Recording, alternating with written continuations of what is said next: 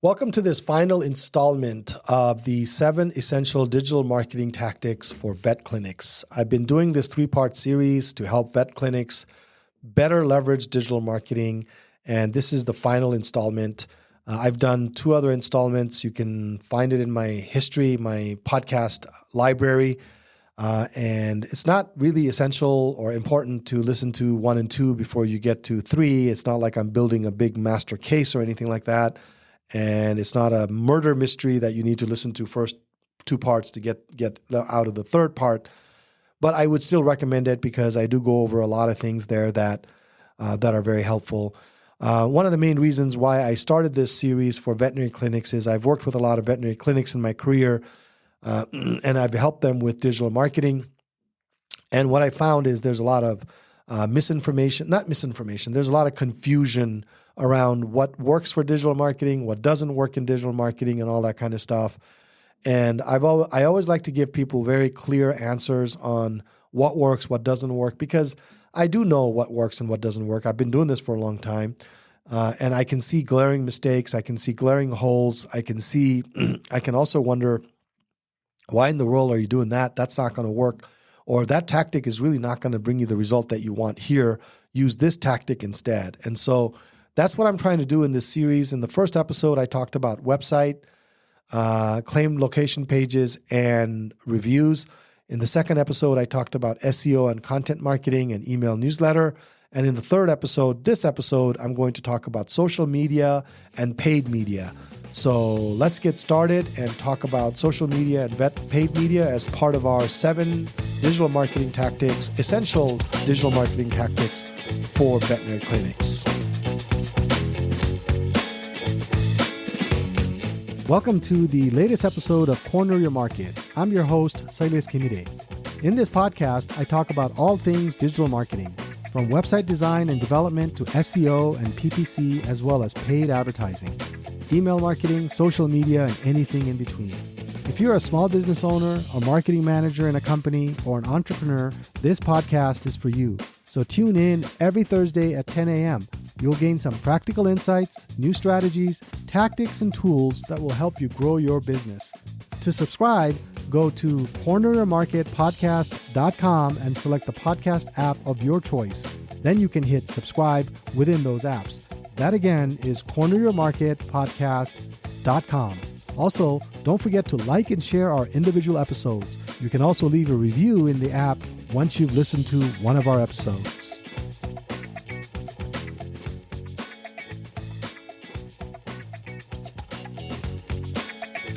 So the 6th tactic, again, I've talked about 5 already in the 2 previous episodes. So the 6th tactic is social media engagement. Social media engagement can be very, very helpful for a vet clinic. I used to work with a advertising guru. I thought he was a guru. He was really a great guy, had spent many, many decades. I want to say at least 2 or 3, maybe 3 decades, maybe even 4 decades working at the large advertising firms in New York. We happened to cross paths. He was at the tail end of his career, and I was just beginning my marketing and advertising career. And he used to say to me, the thing that works when it comes to television advertising is puppies and babies. And he said, it never fails. He said, you put a baby in there or you put a puppy in there, and that advertising is just gonna, it's just gonna work. And so that's what I tell my veterinary friends is, you guys work with puppies, right? So people love puppies, man. So figure out a way to use your patients on social media, right? Who doesn't? I mean, cat videos, man. Cat videos is what made the internet, right? Think about it. Everybody went on YouTube. Well, it didn't make the internet. It made YouTube. Cat videos. I'm not a cat person, and I'm not a dog person necessarily, and I never understood the cat video craze, but I'm just telling you, your patients are your biggest asset when it comes to social media. So what I say is, find a way to either have your patients release your ability, take pictures of their pets as you're taking care of them, little video clips, little things that you can put together on their visits. I know one clinic that basically had one of their, or the other one is your staff members use their pets. One of them they put a GoPro on one of the dogs of their office staff, and they just kind of made it look like, oh, this is what it's like when your pet walks in through the door, right? So a view from the dog's perspective as they're coming out of the parking lot, going through the doors, going through all the check-in counters, and then going back to see the vet. What do they see? And they put this really cool music video to it.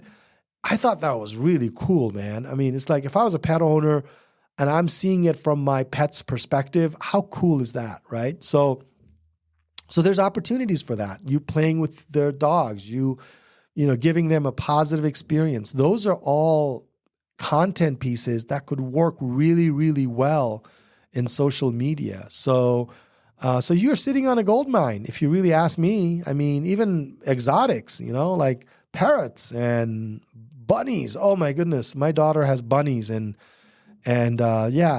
those little furries. I mean, I feel like the Grinch in front of the bunny, but then the bunny comes by, and then I'm like, oh, look at that furry bunny, So figure out a way in your office to leverage the cute little animals that come in there.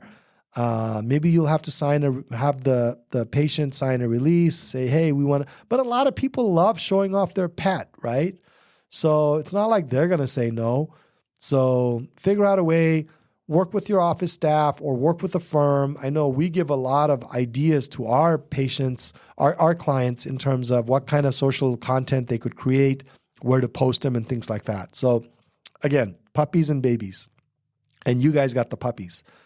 So, okay, so those are maybe the cute content and the really interesting, heart-pulling content, but people also love educational content on social media as well. Those sliders on Instagram, people go through those. So create informational content, explaining different things. Again, leverage the content that you're creating for SEO, right? If you're blogging and you've got 7 points you've written on something, condense that into a slide, put it on Instagram as a slideshow or something like that, So there's ways to basically make this work for you. Healthcare tips, hiking tips, swimming tips, vacation tips, whatever people are doing with their pets, car tips, things that pets love, things that pets don't love, Christmas gifts. My goodness, I could come up with a million different ideas on what you could do. And it doesn't have to take a lot of time. It doesn't have to take a lot of resources on your end to put together. But a veterinary clinic that can really get that content out there on a regular basis on Facebook, Instagram, TikTok, wherever you are, it could work really well for you, right? Behind the scenes, that's also a good one too. Behind the scenes, showcasing your office staff, happy furry friends leaving your office, videos. Maybe the veterinary dentist or veterinarian is part of the local chamber, or maybe rescue, a place and things like that. That could be a great source of content as well. The key on social media is consistent and constant engagement. So I would build a content calendar first before posting. Make sure you have enough content for the next 2 to 3 months before you start posting. And the reason why is because it gets very stressful if you don't have something that you're going to post, right? So if you're constantly maintaining a 3-month schedule, then every month you're looking and adding a new month. That could be very, very helpful in just keeping it going, right? So, because you don't ever have to worry about ideas. All you have to do is have fun with the ideas that you've already thought of. Makes it a lot easier to post. Try to post videos as much as possible. Those are high engagement pieces. It doesn't have to be complicated. There's all kinds of apps you could use on your phone for very mundane short editing and things like that. So The other thing is in not just posting, but engaging with the comments on your social media is also very, very good. It helps the algorithm, to be honest with you, more engagement in those comments, likes section. So dedicate some time to just responding to all the comments on your YouTube channel, on your Instagram channel, or wherever you have it. And there's software that you can use to manage all of these things in one spot, right? There's Hootsuite, which is a little bit they're the more established brand, a little bit on the higher end pricing wise. Social Pilot does very similar things for less price. So that can also be very useful as well. I hope I remember to include these in my show notes. I'll do the best I can. But if not, send me an email and I'll send you these links. And then analyze your metrics, because you can look at what's working and what's not working. Highly engaged, lowly engaged, not engaged, posts, gives you ideas. As you're maintaining your calendar, it can give you more ideas. It can help you tweak your ideas and things like that. So that's social media. Yeah, it can work because you guys got the puppies. All right, so the seventh, and I put this at the very end for a number of reasons, because it's a paid engagement. So now we're down to the seventh and final essential tactics for digital marketing. I put this at the very end because it's a paid element to your advertising, and not everybody wants to do paid advertising, and it may not make sense, but PPC, pay-per-click, which is the sponsored part of Google Ads. When you do a Google search, those first 3 or 4 listings are paid. It used to be there used to be a yellow background to it many, many years ago. Google took that away, and now it just says sponsored. And they get a lot of clicks, folks. They get a lot of clicks because most people don't know that they're paid advertisements. But even though it's paid, Google has spent a lot of effort making it as relevant to the search term as possible. And so that's probably the reason why they get a lot of clicks on those as well, because even though they're paid, they're very relevant to the search term. And so people click it because they think, oh, this is exactly what I was looking for, right? They don't realize the advertiser's paying for it. But still, the organic side is what we've talked about in the second and third parts here of this series. But now let's talk about paid, right? When it comes to paid advertising, the first thing I tell people is hyper-focus your campaign, because every click is going to cost you money.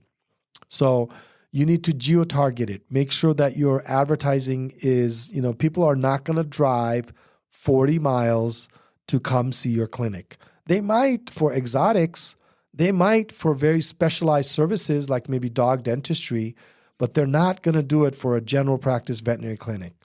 And so unless you're advertising very specific term, maybe you have an exotics and you have emergency care for exotics. And the only reason why I say that is because we ran into a situation where we had to take our bunnies in like at 10 o'clock at night, and we found somebody 45 minutes away, and we drove 45 minutes, because when you have a 12-year-old girl who's crying because her bunnies are hurt, you're going to go wherever you need to get that bunny taken care of, right? So be very hyper-focused on radius targeting, keyword targeting, location bid adjustments, very, very targeted.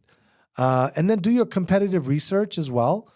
Know who the players are. Know who is advertising, what kind of services they're putting out there, what it is that they might be targeting, and things like that. So do competitive research, because if you can't go up against some of their offers, then maybe you don't want to go after those terms, and you don't want to go after that. Sometimes PPC turns into a bottom of the barrel, who can give the cheapest discount kind of situation, right?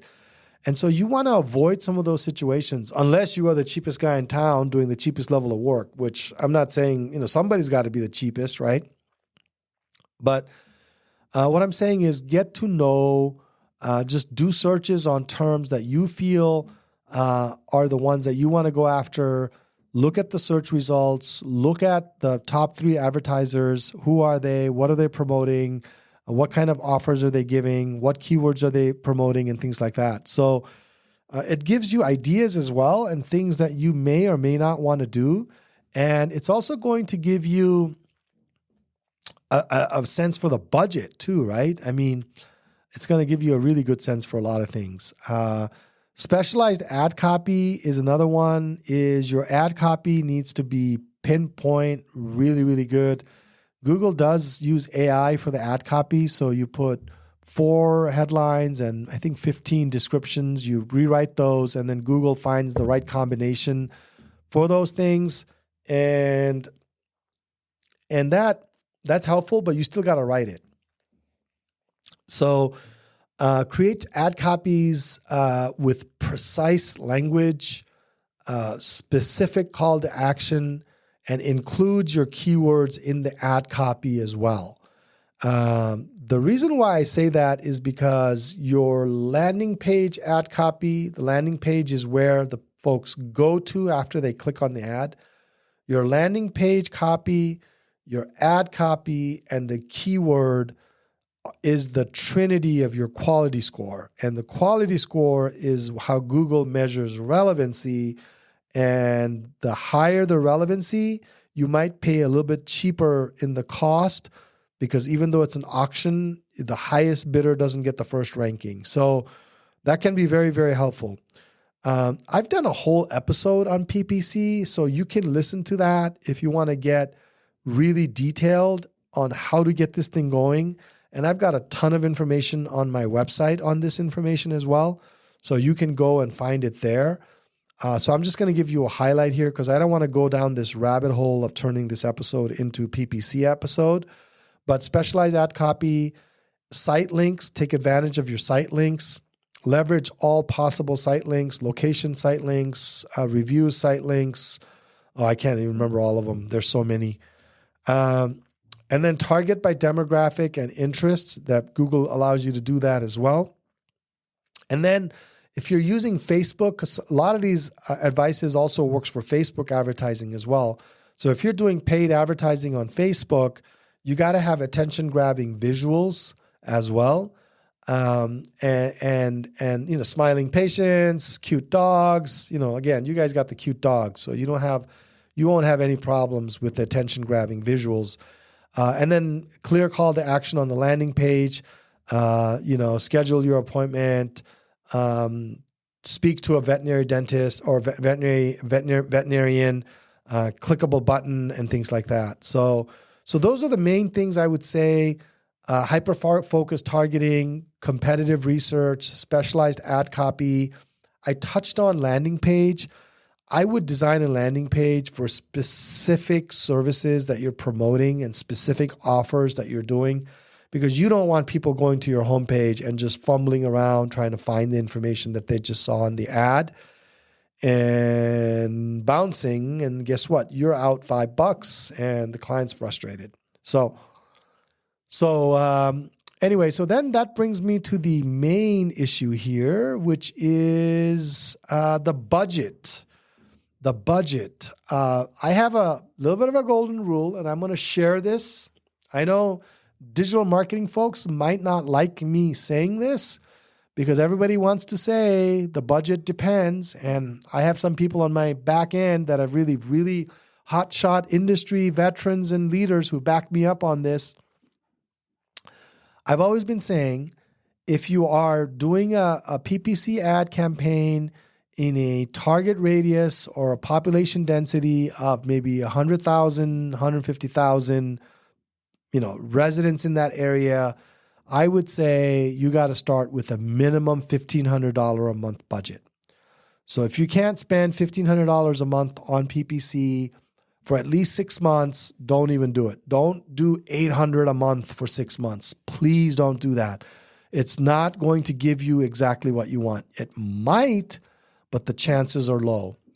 1,500 is not a magical number. It just works because 1,500 allows you to have enough impressions, to have enough clicks, to have enough people arrive at your landing page, to have enough conversions, to have enough appointments to justify and get an ROI on your ad spend, right? So that's my budget recommendation. I don't know if I'm sticking my neck out there. I know there's going to be people out there saying, oh, you don't have to spend $1,500. Yeah, you don't have to spend anything. You can spend $500, but Google loves those small accounts because nobody's getting anything out of it. Well, maybe Google doesn't love it because they want you to have an ROI so that you keep spending. So that's the budget thing. And then the other thing is retargeting ads. And the $1,500 applies to Facebook as well. So I would say maybe closer to $1,000 for Facebook. But I would say after about 3 months or 2 months, use about 5 to 10% of that budget to remarketing ads on Google or retargeting, as they say in Facebook. So that is the basic highlights that I can give you on paid media. This is paid media, so PPC, advertising on Facebook, doing Instagram ads and things like that. So again, if you want more detailed information on running paid ad campaigns, you can listen to my other podcast that specifically focuses on that, and I can give you a ton of information on that. But again, this is part of the 7 essential digital marketing tactics for vet clinic, and this was the 7th tactic. Obviously, I'm not going to spend a tremendous amount of time going into all the details of this one, but again, it can work really well. One of the things that I like about paid media is that it can be seasonal. You can turn it on and off depending on what time of year it is. Maybe you need more patience over the next 3 or 4 months, so you turn it on for 3 or 4 months.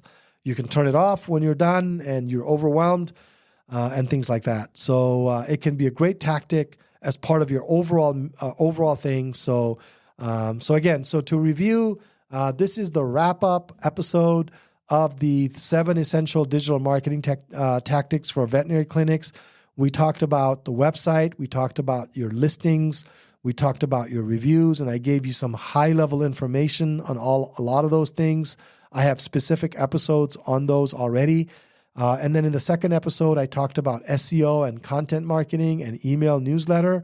And then in this episode, I gave you some pointers on social media as well as paid media. So with that, I wrap up my 3-part series on the 7 essential digital marketing tactics for a veterinary clinic.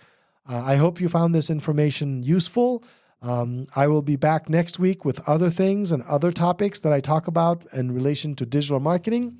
So until then, I wish you the best and happy marketing for your business.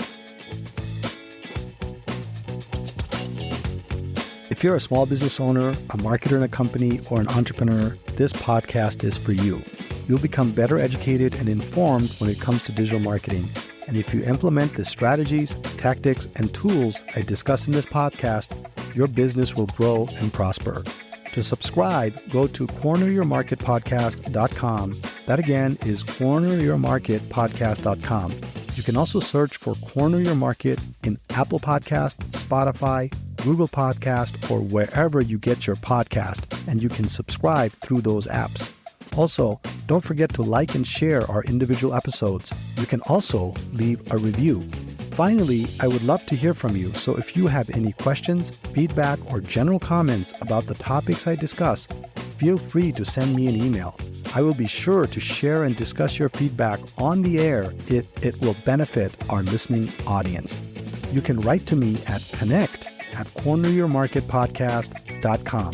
Just put listener comment in the subject line. That email again is connect@corneryourmarketpodcast.com. Thanks for listening. I look forward to being back next week. Until then, be good and do good.